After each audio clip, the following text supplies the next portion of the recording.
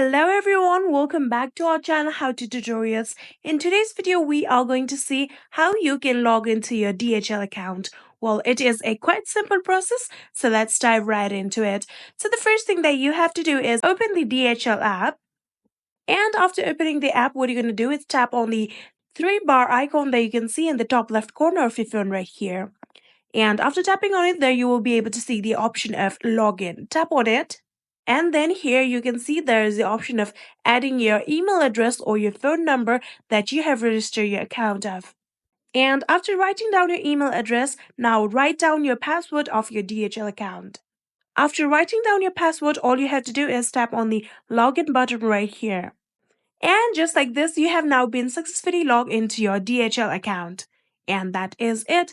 I hope this video was helpful to you guys. If it was, please do not forget to hit that subscribe button and like our video. Thank you so much for watching. See you in the next.